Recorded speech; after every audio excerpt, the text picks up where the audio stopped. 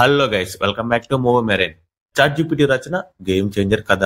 Already Devara పైన ఇలాగే ఒక వీడియో చేశా. దానికి మంచి రెస్పాన్స్ రావడంతో ఈ గేమ్ చేంజర్ కూడా ట్రై చేశా. గేమ్ చేంజర్ ట్రేజర్ వచ్చింది అండ్ దాన్ని బ్రేక్ డౌన్ చేస్తూ ఒక వీడియో మన ఛానల్లో అప్లోడ్ చేశా. దాంట్లో ఏవైతే పాయింట్స్ నాకు దొరికాయో అవే పాయింట్స్ చాట్ జీపీటీకి ఇచ్చి వీటన్నిటిని కనెక్ట్ చేస్తూ ఒక స్టోరీ ఇవ్వమని చెప్పా. అంతే భయ్య, అది ఒక స్టోరీ ఇచ్చింది. ఆ స్టోరీ చదివాక అలా ట్రాన్స్ లో ఉండిపోయా. ఇది కనుక నిజమైన స్టోరీ అయితే థియేటర్స్ లో ఆడియన్స్ రెస్పాన్స్ కళ్ళ ముందు కనిపించింది. స్టోరీ అయితే చాలా బాగా అండ్ మంచి హైతో ఇచ్చింది. అక్కడక్కడ నా వేలు కూడా పెట్టాయి స్టోరీలో. స్టోరీ లాస్ట్ దాకా వినండి, ఎందుకంటే లాస్ట్ లో వీడియో ఎండ్ అవుతుంది అనేది కూడా కొత్తవి రివీల్ అవుతూనే ఉంటాయి. ట్రీజర్ లో చెప్పినట్టు అన్ప్రిడిక్టబుల్ గా ఉంటది ఈ స్టోరీలో ట్విస్ట్లు. అండ్ ముందే చెప్తున్నా, ఇది మూవీ స్టోరీయో లేదా లీకుడ్ స్టోరీయో కాదు. ఇప్పుడు ప్రెసెంట్ ఉన్న ఏ ప్రపంచంలో దాన్ని చాలా రకాలుగా వాడతారు. ఇది నా వాడకం అంతే. ఇదే స్టోరీ అయితే ఖచ్చితంగా కాదు. ఇంకా స్టార్ట్ చేద్దాం. Opening 1919 time line. అది ఒక బాబు వాళ్ళ అమ్మతో కలిసి ట్రైన్ లో ట్రావెల్ చేస్తూ ఉంటాడు, అది కూడా నైట్ టైం లో. అలా ఆ ట్రైన్ చూపెడుతూ కట్ చేస్తే ప్రెసెంట్ టైం లైన్ లో ట్రైన్ వెళ్తూ ఉంటది. అండ్ ఆ ట్రైన్ చేసేస్తూ కొంతమంది దొంగలు, అది కూడా యూపీ వాళ్ళు, ఆ ట్రైన్ లోకి దూరి దొంగతనం చేస్తుంటారు. అప్పుడు ఆ దొంగల్లో ఒకరికి వైలెన్స్ చేసే కెపాసిటీ ఉండదు. సో ఎవరు లేని బోగి కోసం ఎత్తుకుంటూ పోతాడు. సో అప్పుడు మనకి రూమ్ టైప్స్ లో కొన్ని బోగీస్ ఉంటాయి కదా, అందులోకి వెళ్ళిపోతాడు. మొత్తం ఖాళీగా ఉంటది ఆల్మోస్ట్. ఎవరో ఒక్కడు మాత్రం బనీను లుంగి కట్టుకుని ప్రశాంతంగా నిద్రపోతుంటాడు. ఈ పిరికి దొంగ ఏదో ఒకటి కొట్టుకుని పోవాలని అక్కడ ఉన్న బ్యాగులు ఎత్తుకుని వెళ్ళిపోతుంటాడు. వెళ్ళిపోయేవాడు గమ్మునే వెళ్ళిపోకుండా ఆ పడుకున్న వ్యక్తి చేతికి కడియం ఉంటది. ఆ కడియం కనిపిస్తుంది. చిన్నగా అది తీద్దాం అనుకుని తీస్తాడు. ఆల్మోస్ట్ తీసేస్తాడు, ఫింగర్స్ పైకి వస్తుంది. అంతే, ఒక్కసారిగా ఆ కడియాన్ని పడుకున్న వ్యక్తి చేతితో పట్టుకుని ఆ కడియంతో ఒక్క షాట్ ఇస్తాడు.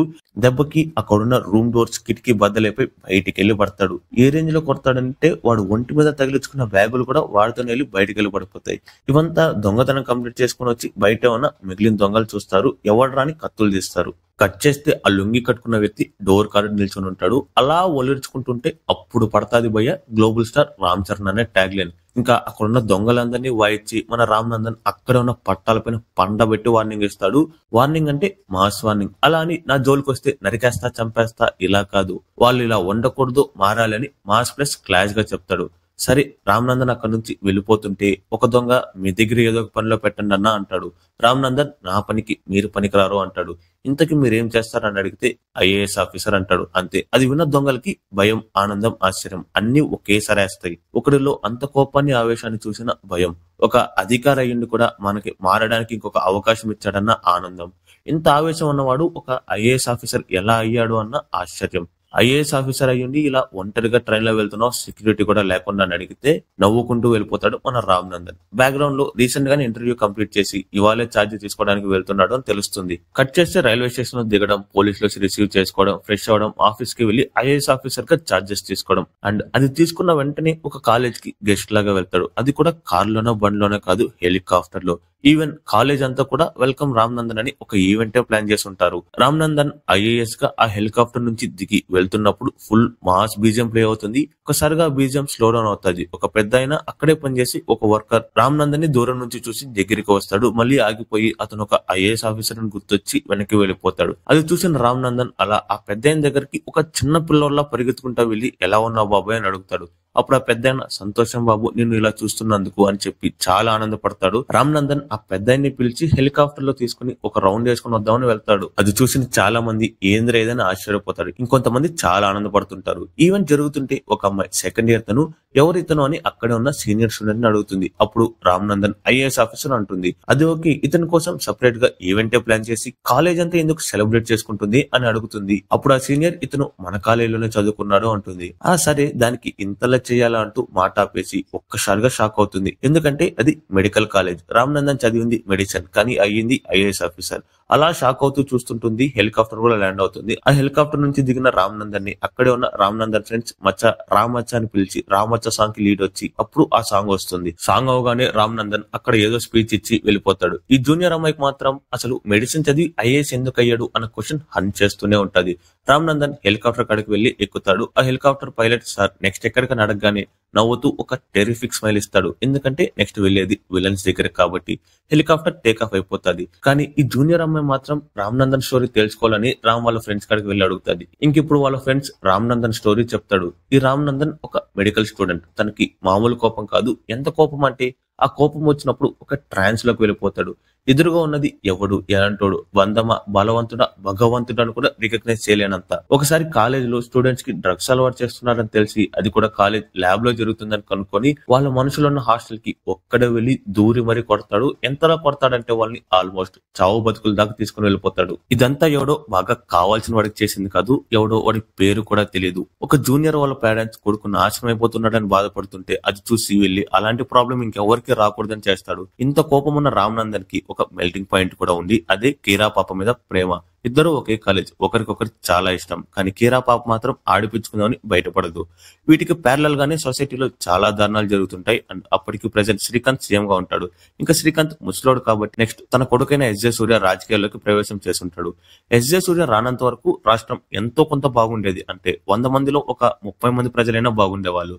కానీ ఎస్జే సూర్య రాజకీయాల్లోకి అడుగు పెట్టగానే ఆ 30 మంది బతుకులు కూడా నాశనం అయిపోతాయి. రాష్ట్రంలో జరగని దారుణాలు లేవు. రాష్ట్రాన్ని ఎన్ని విధాలుగా దోచుకోవాలో అన్ని విధాలుగా జరుగుతాయి.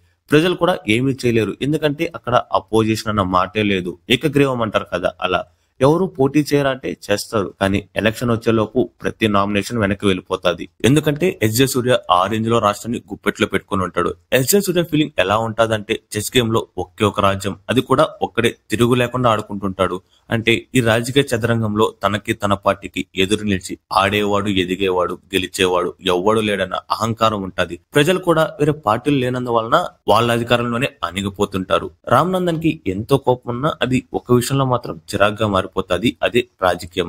ఈ రాజకీయం గురించి వినడు, మాట్లాడు. ఎవరైనా మాట్లాడుతున్నా చిరాకు పడి అక్కడ నుంచి వెళ్ళిపోతాడు. అదే కాలేజీలో మన రామ్ నందన్ కి ఒక మంచి రిలేషన్ ఉంటది ప్యూన్ రంగయ్యతో. అదే ఫస్ట్ లో ఒక పెద్ద ఆయన హెలికాప్టర్ లో రౌండ్ తీసుకోపోతాడుగా, ఆ పెద్ద ఆయనతో వీళ్ళిద్దరికి మంచి బాండింగ్ ఉంటది. లైక్ ప్యూన్ స్టూడెంట్ అని కాకుండా బాబాయ్ అబ్బాయి లాగా ఉంటది. ఒకసారి రామ్ నందన్ ఈ రంగయ్యకి హెల్ప్ చేస్తుంటాడు. అప్పటి నుంచి వాళ్ళిద్దరికి మంచి బాండింగ్ ఉంటది. రంగయ్య ఆశ ఏమంటే ఎప్పటికైనా విమానం ఎక్కాలి అని. రామ్ సరే నేను తీరుస్తా ఇప్పుడు పదా అని చాలా సార్లు పిలుస్తాడు. కానీ రంగయ్య మాత్రం అది నా ఆశ, నేను సంపాదించుకున్న దాంతో వెళ్తేనే ఆనందం ఉంటుంది అంటాడు. అప్పుడు రామ్ నేను కాలేజీలో ఉన్నంత వరకు చూస్తా, ఆ లోప అవ్వలేదంటే నేనే తీసుకుని వెళ్ళిపోతా అంటాడు. రంగయ్య నవ్వుతూ సరే అంటాడు. రామ్ ఫ్యామిలీ అంతా ఒకే చోటు ఉంటారు, అంటే ఒకే ఊర్లో. కానీ రామ్ మాత్రం ఇంట్లో ఉండకుండా హాస్టల్లో ఉంటాడు. దానికి కారణం ఏంటో ఎవరికి తెలియదు, వాళ్ళ ఫ్రెండ్స్ కూడా. ఒకసారి ఇంటి నుంచి రామ్ కి ఫోన్ వస్తుంది. వాళ్ళ ఫ్రెండ్స్ తో కలిసి ఇంటికాడికి వెళ్తాడు. అక్కడికి వెళ్లి చూస్తే పక్కింట్లో వాళ్ళు సూసైడ్ చేసుకుని చనిపోయి ఉంటారు. ఆ పక్కింటి వాళ్ళు రామ్ కి వాళ్ళ ఫ్యామిలీకి కూడా చాలా బాగా క్లోజ్. పక్కింటి వాళ్ళు లోకల్లో ఉన్న ఎమ్మెల్యే వల్ల రోడ్డు మీదకి వచ్చే పరిస్థితి వచ్చేస్తుంది. దాన్ని ఎదిరించలేక ఎవరికి చెప్పుకోలేక సూసైడ్ చేసుకుని చనిపోతారు. ఇదంతా రామ్ నందన్ చూస్తాడు, కానీ ఏమి రియాక్ట్ అవడు. ఎవడో తెలియని పేరెంట్స్ ఏడుస్తున్నారని కాలేజ్ హాస్టల్లో ఒక్కడి దూరి మరీ కొట్టినవాడు ఇప్పుడు ఇంత దగ్గర వాళ్ళకి ఇలా అయితే ఏమి రియాక్ట్ అవడం లేదని రామ్ ఫ్రెండ్స్ అలా చూసి ఆశ్చర్యపోతుంటారు. అక్కడ ఇంకా ఆ బాడీ కాల్చడం అంతా అయిపోతాది. రామ్ ఇంకా వాళ్ళ ఫ్రెండ్స్ రామ్ ఇంట్లో కూర్చొని ఉంటారు. అప్పుడు వాళ్ళ ఫ్రెండ్స్ రామ్ ని ఇలా అడుగుతారు, తెలియని వాళ్ళకి కష్టం వస్తేనే దానికి కారణమైన వాళ్ళ తల తీసేంత పని చేస్తావు. మరి మీకు మీ ఫ్యామిలీకి కావాల్సిన వాళ్ళకి ఇలా జరిగితే కూడా ఏమి రియాక్ట్ అవడం లేదు, రాజకీయ నాయకులకు భయపడుతున్నావు అని అడిగితే రామ్ వాటి గురించి నా దగ్గర మాట్లాడకని చాలా సార్లు చెప్పాను అంటాడు. అయినా వినకుండా వాళ్ళు కంటిన్యూ చేస్తారు. అంటే ఒక్కసారిగా కోప్పడి చేతులున్న వస్తువుల్ని కింద కొట్టి ఆ రాజకీయ చదరంగంలోనే నా కుటుంబం చిదిగిపోయింది. వాటి వల్ల నా మామని, నా తండ్రిని, నన్ను, చివరికి నా కుటుంబాన్ని కోల్పోయాను. నాలో ఉన్న ఈ ఆవేశం, కోపం ఇప్పటిది కాదు, 25 ఏళ్ల నుంచి నాలోనే అంచుకొని ఉండేది, నాలోనే ఆగిపోయి ఉండేది. ఇలా చాలా ఫైర్ గా మాట్లాడతారు. ఒక పక్క రూమ్ డోర్ తీసే సౌండ్ వస్తుంది. ఎవరా అని చూస్తే రామ్ నందన్ వాళ్ళ అమ్మ అంజలి. ఆమె రామ్ నందన్ కాడికి నడుచుకుంటూ వస్తూ ఉంటది. అప్పుడు ఫ్లాష్ బ్యాక్ షాట్ ఒకటి వస్తుంది. 1995 లో సీఎం గా శ్రీకాంత్ ప్రమాణ స్వీకారం చేస్తుంటాడు. అది జనంలో ఎక్కడో మధ్యలో నిలబడుకొని అంజలి ఇంకా చిన్న రామ్ చరణ్ చూస్తూ ఉంటారు. అంజలి స్టేజ్ మీదకి వెళ్దామని చూస్తుంది, మూమెంట్ కూడా ఇస్తుంది. అది శ్రీకాంత్ చూసి ముఖం భయంగా ఎక్స్ప్రెషన్ పెడతాడు. అంజలి రామ్ చరణ్ ని చూసి ఆగిపోయి తిరిగి వెనక్కి వెళ్ళిపోతాది. అది చూసిన శ్రీకాంత్ రిలీఫ్ అయ్యి ఆశ్చర్యపోతాడు. ఇప్పుడు ప్రెసెంట్ రామ్ నందన్ కాడికి వచ్చి రూమ్ లోకి తీసుకుని వెళ్లి తలుపులేస్తాడు. అంతే. దాని తర్వాత రామ్ నందన్ కాలేజ్కి వెళ్తాడు. కానీ ముందులా ఉండడు, అందరితో అదో రకంగా ఉంటాడు. మెడిసిన్ బుక్స్ తో పాటు కోపాన్ని ఎలా కంట్రోల్ చేసుకోవడానికి కూడా బుక్స్ చదువుతుంటాడు.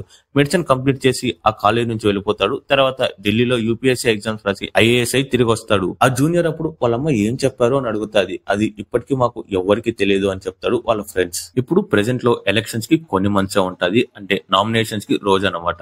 అప్పుడు అక్కడ ఎస్జే సూర్య, శ్రీకాంత్ ఇంకా చాలా మంది రాజకీయ నాయకులు ఉంటారు. ఈసారి కూడా నామినేషన్ వేయడానికి వచ్చిన వాళ్ళని బెదిరిద్దామని చాలా మంది రౌడీలతో అయితే వచ్చుంటారు ఎస్జే సూర్య. ఎస్జే సూర్య ఈసారి కూడా మనమే యునానిమస్ నానా అంటాడు. అప్పుడు అక్కడ వర్క్ చేసే అతను ఈసారి ఎలక్షన్ కి కొత్త ఆఫీసర్ వచ్చేస్తారంటాడు.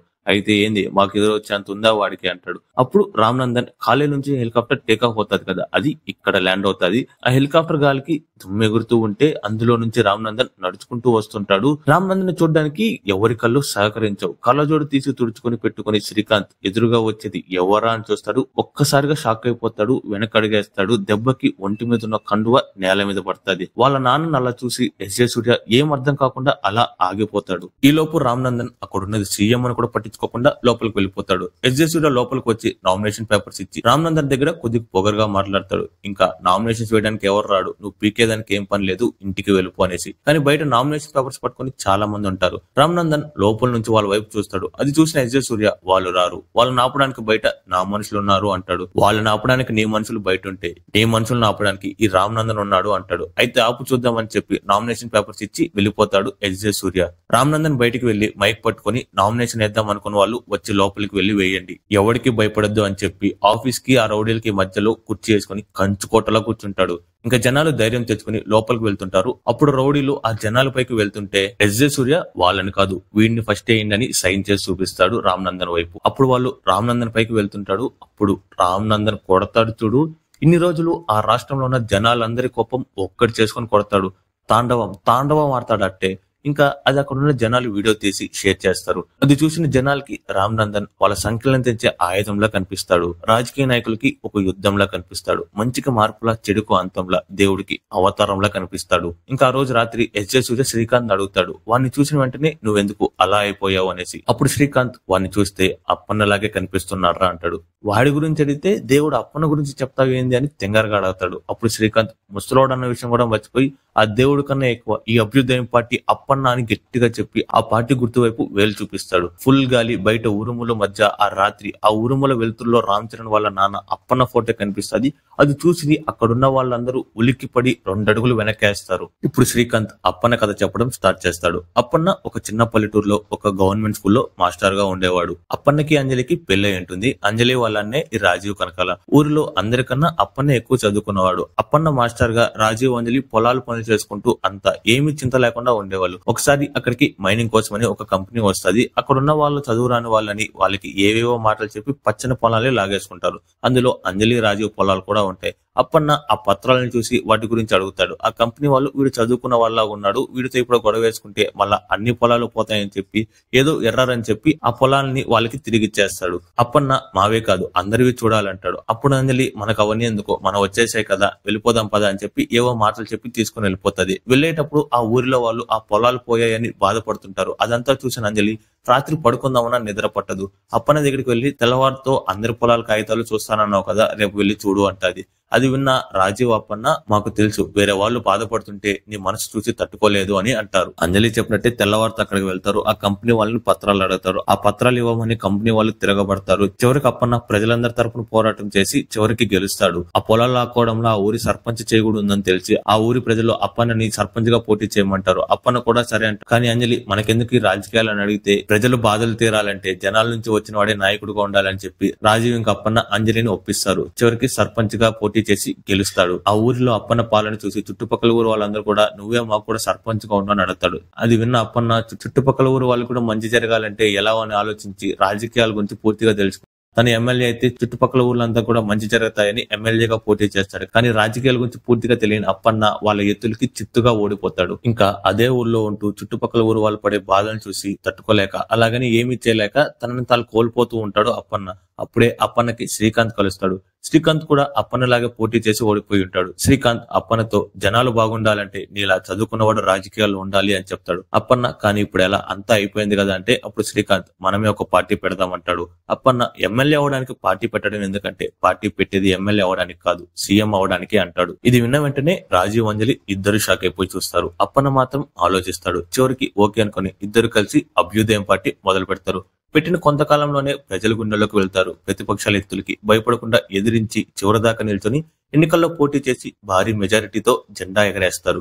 ఈ గ్యాప్ లో శ్రీకాంత్ ఇంకా అప్పన్నకి ఇద్దరికి పిల్లలు పుడతారు. ఇప్పుడు ఎవరు సీఎం అవ్వాలి, అప్పన్న లేదా శ్రీకాంత్ అన్న చర్చలు జరుగుతుంటాయి. శ్రీకాంత్ నాకు పదవి మీద ఆశ లేదు, కావాల్సింది ప్రజలు బాగుండడం, ఇలా చదువుకున్నవాడు సీఎం గా ఉంటేనే మంచిదని అప్పన్నని సీఎం గా పార్టీ అంతా కలిసి ఓకే చేస్తారు. ఇప్పుడు ఈ అభ్యుదయం పార్టీ రూలింగ్ లో ఉంటది. శ్రీకాంత్ చిన్న చిన్నగా తన పనుల్ని సీఎం తో చేపించుకుందాం అనుకుంటాడు, అదే ఇల్లీగల్ పనులు. ఏదైనా తేడా వస్తే సీఎం పైకి మొత్తం పోతాది అని. కానీ అప్పన్న మాత్రం ఎటువంటి ఇల్లీగల్ పనులకి తన పాలనలో చోటు లేకుండా చూసుకుంటాడు. ఒకసారి శ్రీకాంత్ ఒక ఫైల్ మీద సంతకం పెట్టమని అడుగుతాడు. అప్పన్న అక్కడ పెట్టు, చూసి పెడతా అంటే శ్రీకాంత్ నేను ఆల్రెడీ చూసాను, అంతా బాగుంది అంటాడు. అప్పుడు అప్పన్న అలా కాదు, మన పాలనలో ఎటువంటి తప్పు జరగకూడదు, అక్కడ పెట్టు, నేను ఒకసారి చూసి పెట్టేస్తా నవ్వుతూ చెప్తాడు. శ్రీకాంత్ సరే అని చెప్పి వెళ్ళిపోతాడు. బయటప్పుడు నువ్వే సీఎం కుర్చీలో కూర్చొని ఉంటే వాడిని వీడిని అడుక్కోవాల్సిన అవసరం లేదు కదా అంటాడు. అప్పుడు శ్రీకాంత్ వీడిని కాకుండా నేను కూర్చొని ఉంటే ప్రజలు తిరగబడేవారు, వాళ్ళకంత ధైర్యం లేదు అనుకో, ఆ ధైర్యం ఇచ్చిందే మన పార్టీ. అభ్యుదయం అప్పన్న మీదే ఆధారపడి నడుస్తుంది. ప్రజల నుంచి పుట్టిన, ప్రజలు మెచ్చిన ప్రజా నాయకుడి అప్పన్న. వాడు పార్టీలో లేకపోతే ఈ పార్టీకి ప్రాణమే ఉండదని చెప్పి ఇంతసేపు విన్నవాడిని పొడి చేస్తాడు. నా రెండో ముఖం తెలిసినోడికి ఇంకొక ముఖం చూసే అవకాశం ఉండకూడదని చెప్పి చంపేస్తాడు. ఆ శవాన్ని మాయం చేస్తాడు. శ్రీకాంత్ ఇంకా అప్పన్న సంతకాలు పెట్టడం లేదని తెలుసుకుని ఆ సంతకాలన్నింటినీ ఫోర్జరీ చేయడం మొదలు పెడతాడు. శ్రీకాంత్ ప్రతి ఇల్లీగల్ ఫైల్ పైన అప్పన్న సంతకం ఫోర్జరీ చేసేవాడు. అలా 4 సంవత్సరాలు సాగిపోతుంది. ఈ గ్యాప్ లో అంజలికి అప్పన్నకి చాలా దూరం పెరుగుతుంది. అప్పన్నతో గడపడానికి అసలు సమయమే దొరకదు అంజలికి. సీఎం గా ఫుల్ బిజీ అయిపోతాడు. ఒకరోజు శ్రీకాంత్ చేసిన స్కామ్ ఒకటి బయటపడుతుంది. అది జనాల్లోకి వెళ్తుంది. రాష్ట్రం అంతా అల్లకొల్లాలని చేస్తుంది. కానీ ఆ స్కామ్ పార్టీలో ఎవరు చేశారో ఎవరికి తెలియదు. ఇప్పుడు ఎలక్షన్స్ టైం. ఆ పార్టీ పైన చెడ్డ పేరు వచ్చింది. సీఎం మీద నమ్మకంతో జనాలు అప్పన్నని అనుమానించలేదు. శ్రీకాంత్ ఏమైనా తేడా వస్తే అప్పన్న ఇరుక్కుంటాడు అనుకున్నాడు. కానీ ఇప్పుడు అలా జరగలేదు. సో ఇప్పుడు శ్రీకాంత్ కి ఈ తప్పు మీద వేసుకోవడానికి ఒకటి కావాలి అండ్ వాడు చావాలి. అప్పుడే పార్టీకి ఉన్న చెడ్డ పేరు తగ్గి సింపతి పెరుగుతుంది అనుకుంటాడు. చావడానికి నేనున్నా అన్నట్లు రాజీవ్ శ్రీకాంత్ కి కాల్ చేసి నిన్ను కలవాలి అని ఒక రకంగా మాట్లాడతాడు. శ్రీకాంత్ రాజీవ్ కి నిజం తెలిసిందేమో అనుకొని తనని చంపేసి తన మీదకి ఇది నెట్టేద్దాం అనుకుంటాడు. రాజీవ్ శ్రీకాంత్ ఒక చోట కలుస్తాడు. ఎలా తెలుసుకొని వస్తాడో తెలియదు కానీ అప్పన్న ఆ చోటికి వస్తాడు. అప్పన్నని శ్రీకాంత్ వాళ్ళ మనుషులు ఆపడానికి ట్రై చేస్తారు. అప్పన్నకి శ్రీకాంత్ మనుషులకి చాలా పెద్ద ఫైట్ అవుతుంది. ఇంకా ఒక పక్క రాజీవ్ ని శ్రీకాంత్ ఒక్క మాట కూడా మాట్లాడకుండా పొడిచి చంపేస్తాడు. వాళ్ళ మనుషులతో ఆ అప్పన్నను కూడా చంపేయండి, మిగిలింది నేను చూసుకుంటా అని చెప్పి అక్కడి నుంచి వెళ్ళిపోతాడు. శ్రీకాంత్ మనుషులతో అప్పన్న చాలా దారుణంగా ఫైట్ చేస్తాడు. ఒంటిలో చాలా గాయాలు అవుతాయి, అయినా కూడా ఫైట్ చేస్తూనే ఉంటాడు. కానీ తెల్లవారికి అక్కడ అప్పన్న ఇంకా రాజీవ్ శవాలు కనిపిస్తాయి. తెల్లవారితే ఆ తప్పు రాజీవ్ చేశాడని తెలుసుకొని అడగడానికి వెళ్లిన అప్పన్నని చంపేసి రాజీవ్ పారిపోయాడని అందరినీ నమ్మిస్తాడు శ్రీకాంత్. ఆ దెబ్బకప్పుడు శ్రీకాంత్ కి సింపతి ఓట్లు బాగా పెరిగిపోతాయి అండ్ సీఎం గా కూడా అయిపోతాడు. అంజలి మాత్రం చాలా బాధపడి శ్రీకాంత్ ని వెంబడిస్తూనే ఉంటుంది. శ్రీకాంత్ ప్రమాణ స్వీకారం అప్పుడు కూడా ఏదో చెప్దామని వెళ్తుంది, కానీ తన కొడుకుని చూసి ఆగిపోతుంది. తన నాన్నని చంపి పారిపోయిన రాజీవ్ మీద కోపాన్ని తనలోనే దాచుకున్న రామ్ నందన్ కనిపిస్తే తీర్చుకుందామని తనలోనే కోపాన్ని దాచి ఒక కోపదారి మనిషిలా అయిపోయాడు. ఇంకా అంజలి తన కొడుకుని తీసుకుని వాళ్ళ బాబాయ్ ఇంటికి వెళ్ళిపోతుంది. ఇప్పుడు పాస్ట్ అయిపోయింది. ప్రెసెంట్ లో శ్రీకాంత్ కొడుకు సూర్య అంటే ఈ అప్పన్న కొడుకే ఈ రామ్ నందన్ అని సూర్య అడుగుతాడు. అవును అంటాడు శ్రీకాంత్. తండ్రినే చంపేశావు, వాడి కొడుకు ఒక లెక్క, కోడి లాక్ పీకేద్దాం అంటాడు. అప్పుడు శ్రీకాంత్ కోడి కనుకొని పులితోక పట్టుకొని లాక్కూడదు, మొన్న వాడి తాండవం చూసా, ఆడి అయ్యేలాగా వీడిలో ఏడ రవ్వంత మంచి కూడా కనపడలా, పిలిచి మాట్లాడి సర్దేస్తే సమస్య ఉండదు అని రామ్ నందన్ పిలిపిస్తాడు. అక్కడ వాళ్ళిద్దరి మధ్య మాటల యుద్ధం జరుగుతుంది. ఒక మాస్ వార్నింగ్ ఇస్తారు రామ్ నందన్ శ్రీకాంత్ ఇంకా ఎస్జే సూర్యకి. అక్కడి నుంచి వెళ్తున్న రామ్ నందన్ చూస్తే సూర్యకి ఇప్పటిదాకా అతను ఒకడే ఆడుతున్నాడు అనుకుంటున్న చదరంగ మాటలోకి వచ్చిన రాజ్యం లేని సిపాయిలా కనిపిస్తాడు. వాళ్ళ నాన్న శ్రీకాంత్ కి రామ్ నందన్ ఒక రాజులా కనిపిస్తాడు. వాళ్ళ నాన్న అప్పన్నలా కనిపిస్తాడు. కానీ వాళ్ళకి తెలియని విషయం ఏంటంటే ఆ చదరంగంలో ఉండే 16 గడుల్లో ఉన్న శక్తి వాడొక్కడే. సిపాయి వాడే, మంత్రి వాడే, అటో ఇటో ఒక అడుగేసి ఆటను మార్చి కింగ్ గేమ్ చేంజరు వాడే. ఇంకా ఎలక్షన్స్ జరుగుతాయి. ఆ ఎలక్షన్స్ లో వీళ్ళు తుక్కుగా ఓడిపోతారు. జనాలంతా చాలా హ్యాపీగా ఉంటారు. కానీ ఇక్కడ ట్విస్ట్ ఏంటంటే ఎమ్మెల్యేగా గెలిచిన వాళ్ళందరూ ఇండిపెండెంట్ క్యాండిడేట్స్. వాళ్ళంతా కలిసి ఒక పార్టీ స్టార్ట్ చేస్తారు. ఆ పార్టీని ఈ శ్రీకాంత్ కొనేస్తాడు అండ్ ఆ ఎమ్మెల్యేలను కూడా కొనేస్తాడు. మళ్ళీ ఆయనే సీఎం అయ్యేటట్టు చూసుకుంటాడు. కట్ చేస్తే ప్రమాణ స్వీకారం. ఆ స్వీకారానికి రామ్ నందన్ కూడా రావాలని పట్టుబట్టి పిలిపిస్తాడు శ్రీకాంత్. పార్టీ మారింది, జెండా మారింది, కానీ అధికారం మాత్రం ఎప్పుడు మాదే అంటాడు శ్రీకాంత్. రామ్ నందన్ అది విని నవ్వుతూ వెళ్ళిపోతాడు. శ్రీకాంత్ కి ఏం అర్థం కాదు. ప్రమాణ స్వీకారం ముందు స్పీచ్ చదువుతారు కదా, ఆ స్పీచ్ ని రామ్ నందన్ చేంజ్ చేసి శ్రీకాంత్ చేసిన దారుణాలన్నింటినీ దానిలో రాసుంటాయి. రామ్ నందన్ ఎందుకు నవ్వాడో తెలియని డైలమాలో శ్రీకాంత్ ఆ స్పీచ్ ని యాజ్ ఇట్ ఈస్ చదివేస్తాడు. అదే టైంలో శ్రీకాంత్ పార్టీలో ఉన్న సముద్రకని వాటన్నిటికీ ప్రూఫ్స్ ఉన్నాయని మీడియా ముందు సేమ్ టైంలో చెప్తాడు. రామ్ నందన్ ఇచ్చిన ధైర్యం వల్ల ప్రజలు శ్రీకాంత్ కి ఎదురు తిరుగుతారు అని శ్రీకాంత్ ని పోలీసులు అరెస్ట్ చేస్తారు కూడా. అప్పుడు శ్రీకాంత్ దగ్గరికి వెళ్లి రామ్ నందన్ ఇలా అంటాడు, తప్పు చేసిన వాడు పైకి వెళ్ళాకైనా పైకి ఎదిగాకైనా అనుభవించే తీరాలి అంటాడు. అది విన్న వెంటనే శ్రీకాంత్ మీ నాన్నని చంపించినట్టే నిన్ను కూడా చంపించుండాల్సిందిరా అంటాడు. చేతికి తాళాలు పడిన తత్వం మారలేదు, ఎంతైనా పండిన తల కదా రాలాలి అంటాడు రామ్. శ్రీకాంత్ ని పోలీసులు తీసుకుని వెళ్ళిపోతారు. రామ్ మంచి గెలిచిందని చాలా ఆనందపడుతూ ఉంటాడు. కానీ ఒక్కసారిగా ఏదో గుర్తొస్తుంది. మళ్ళీ శ్రీకాంత్ అన్న మాటలు గుర్తు చేసుకుంటాడు.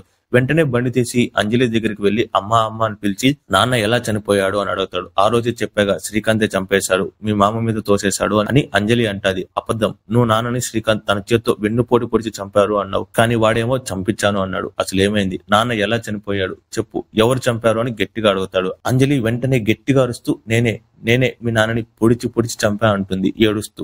అది విన్న రామ్ షాక్ అయిపోతాడు. లాస్ట్ లో ఏమైంటదంటే అప్పన్నకి రాజీవ్ ఉన్న చోటు గురించి కాల్ చేసి చెప్పింది అంజలి. అక్కడికి అప్పన్న రాగానే శ్రీకాంత్ మనుషులతో ఫైట్ చేసి గాయాలై ఉంటాయి కానీ చనిపోడు, బ్రతికే ఉంటాడు. రాజీవ్ కూడా బ్రతికే ఉంటాడు. శ్రీకాంత్ సగం చంప వదిలేస్తాడు. రాజీవ్ అప్పన్న కాపాడు అంటాడు, కానీ అప్పన్న రాజీవ్ ని పూర్తిగా చంపేస్తాడు. అక్కడికి అప్పుడే వచ్చిన అంజలి అది చూస్తుంది. అసలు అంజలి రాజీవ్ అక్కడికి ఎందుకు వస్తారు అంటే రాజీవ్ పార్టీలో స్కామ్ జరిగింది, అది ఎవరు చేశాడో అని తెలుసుకునే ప్రాసెస్ లో అది చేసింది అప్పన్నే అని తెలుసుకుంటాడు. స్కామ్ జరిగిందని తెలియగానే శ్రీకాంత్ తను చేసిన ఎన్నో స్కామ్స్ లో ఇది కూడా ఒకటి అనుకుని తను చేసిన తప్పని ఫిక్స్ అయిపోతాడు. కానీ చేసింది అప్పన్న. పైకి మంచోడిలా నటిస్తూ పదవి వ్యామోహంలో అధికార దాహంలో ఏ ప్రజలకైతే మంచి చేద్దామని వచ్చాడో అదే ప్రజలకి చెడు చేస్తాడు. దానివల్ల ఎన్నో కుటుంబాలు నాశనం అయ్యాయి. ఈ స్కామ్ అప్పన్నే చేశాడని తెలిసిన రాజు అంజలికి కాల్ చేసి మొత్తం చెప్తాడు. అది నమ్మని అంజలి సరే ఆయన్ని ఒకసారి కలిసి మాట్లాడదామంటది. అప్పుడు రాజు సరే శ్రీకాంత్ ని కూడా పిలుస్తా, అతని కదా పార్టీ పెద్ద అని చెప్పి ఒక ప్లేస్ ఫిక్స్ అయిపోయి అంజలిని అక్కడికి రమ్మంటాడు. అలాగే అంజలి ఆ ప్లేస్ కు రమ్మని అప్పనికి ఫోన్ చేసి చెప్తుంది. రాజు కూడా శ్రీకాంత్ ని పిలుస్తాడు. ఇంకా శ్రీకాంత్ రాజీవ్ ని మిస్అండర్స్టాండింగ్ చేసుకుని సగం చంపి వదిలేస్తాడు. అప్పన్న పూర్తిగా చంపి ఈ తప్పుని రాజీవ్ మీద తోద్దాం అనుకుంటాడు. అది అంజలి చూసి అప్పన్న ఇంత క్రూరంగా అధికార కుర్చీకి మరిగిన రాజకీయ నాయకుల్లో అవ్వడం చూసి అతన్ని చంపేస్తుంది పొడిచి.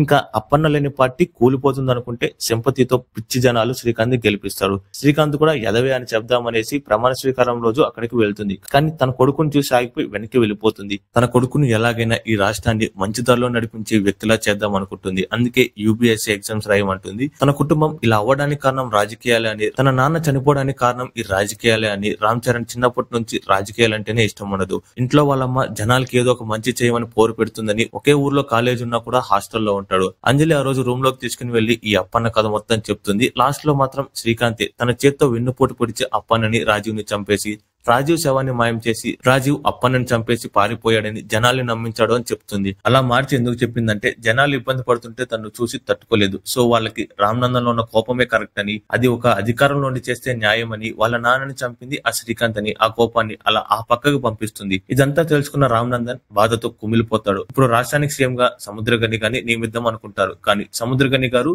అంజలిని సీఎం క్యాండిడేట్ గా ప్రపోజ్ చేస్తారు. అండ్ ఈ అంజలికి సముద్రగని గారికి రిలేషన్ ఏంటంటే వాళ్ళ బాబాయ్ అని చెప్పాగా ఆయనే ఈ సముద్రగని. అందుకే రామ్ కి హెల్ప్ చేస్తాడు. లాస్ట్ లో రామ్ ఇంకా అంజలి అసలు పాలిటిక్స్ అంటే ఏంటి, నాయకుడు ఎలా ఉండాలి, ప్రజలు ఎలా ఉండాలని పవర్ఫుల్ స్పీచ్ ఇచ్చి ఎండ్ చేస్తారు. సో ఇంతే గైస్, ఎలా అనిపించింది స్టోరీ? పెద్ద Ram Charan the negative shades ఉన్నాయని కొంతమంది పాజిటివ్ గా రిసీవ్ చేసుకోకపోవచ్చు ఈ వీడియోని. కానీ శంకర్ షాట్ చాలా మూవీస్ లో మెయిన్ గా ఒక హీరో డ్యూయల్ రోల్ చేస్తుంటే ఒక క్యారెక్టర్ మాత్రం ఖచ్చితంగా నెగిటివ్ షేడ్స్ ఉంటాయి. భారతీయుడు 1 లో కానీ రోబోలో కానీ మనం ఆల్రెడీ చూసాం. సో దాన్ని బేస్ చేసుకుని ఏతో డిజైన్ చేసిన స్టోరీ ఏది.